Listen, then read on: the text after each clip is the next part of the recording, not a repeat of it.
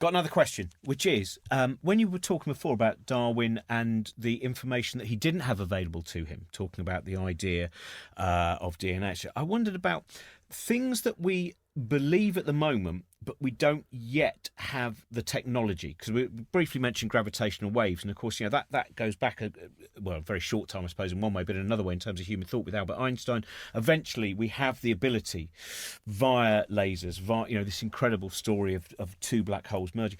Are there things within evolution now that you think this is an interesting hypothesis, but at the moment we are lacking the tools? Yes, and while on gravitational waves, I just want to say I think it's deeply moving what humanity has achieved. That's just one example of where it would be almost impossible to believe, I would have thought, that although gravitational waves are predicted by theory, to actually set up an experiment to detect this tiny, tiny vibration. It's incredible. It's utterly incredible. So, I mean, I actually almost moved to tears by the thought of what humanity has achieved there.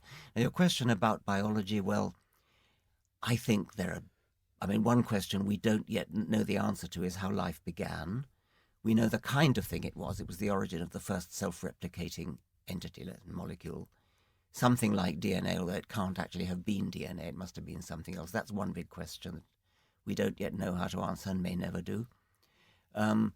Consciousness, I suppose, in a way, is an even bigger question. Well, don't ask me to answer it because I can't. Well, some say it's a bigger question than where the universe came from, in the sense that it's so mystical. But it doesn't worry me because it is what it is. It's what we feel in our head as this collection of cells and electricity, and I don't know what answer people are expecting from what is consciousness. No, that's part of the problem. We don't know what answer to expect. I'm worried by it. I mean, it doesn't. Well, I'm not worried. I mean, I think it's a profoundly difficult problem. I don't think it's trivial. And I'm rather sort of influenced by philosophical thought experiments like if you're suddenly cloned, so if suddenly every single atom in your body could somehow be teleported, so you sit there, but then your clone is there. Yeah. Or indeed your clone could be the other side of the world. They've done it with one proton, haven't they? Maybe, I don't know. I think they have. There's a lot of work to be done to get the whole. I know exactly. No, I mean, it's a thought experiment. It probably will never be done. But which one of them would be you, and would it matter if one of you then died because the other one would be there? All that sort of question, which is what philosophers like playing games with, and I think they're interesting games. Well, they are interesting games, and often they have upshots. From anything from stem cell research to growing new organs with what is a human without a brain that's effectively a lump of meat because he doesn't have a mind, or so are you optimistic?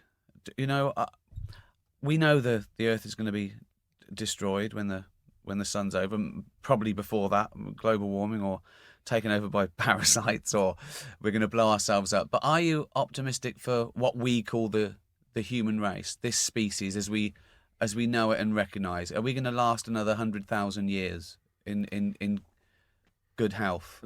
The great majority of species that have ever lived have gone extinct. And so statistically, one can't really be optimistic. If you think about why they went extinct, we possibly might have a better chance of surviving some of those things. We have the technology, to use the cliche.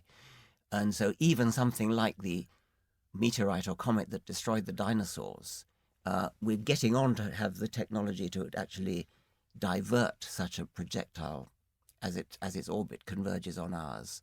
And even if we didn't manage to do that, we have the technology to bury a few of us underground with a seed bank and things like that. So we might survive the sort of extinction event which the dinosaurs didn't. And why do we care? Why do we care that this species carries on when we're dead?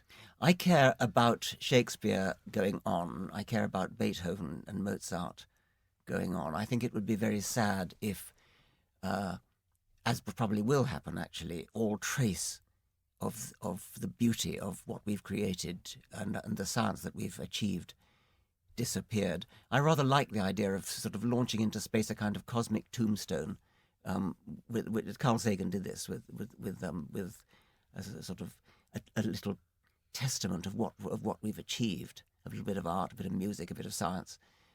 So that although it's highly unlikely that any alien civilization will ever intercept it, the possibility is still there. There's still hope that we might not be totally forgotten.